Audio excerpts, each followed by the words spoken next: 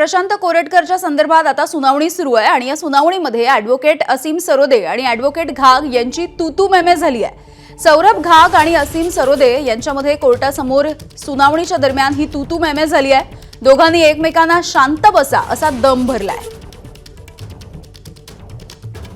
तर प्रशांत कोरेटकर याचे वकील सौरभ घाग आणि इंद्रजीत सावंत यांचे वकील ॲडव्होकेट असीम सरोदे हे दोघे सुद्धा आपापली बाजू मांडत होते आणि त्याच वेळेला कोर्टासमोर ही तूतू मेमे झाल्याचं कळतंय।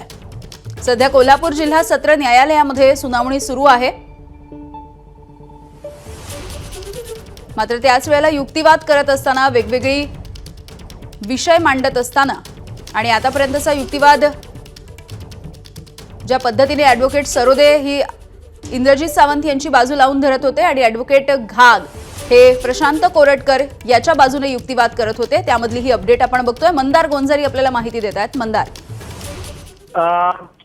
इंद्रजीत सावंत यांची बाजू सरकारी वकील ॲडव्होकेट सूर्यकांत फोबार हे मांडतायत आणि त्याचबरोबर असीम सरोदे हे देखील मांडतायत। पुण्यातून असीम सरोदे हे ऑनलाईन पद्धतीने या सुनावणीमध्ये सहभागी झाले होते आणि प्रशांत कोरेटकरचे जे वकील आहेत ॲडव्होकेट सौरभ घाग यांच्यासोबत वाद झाला।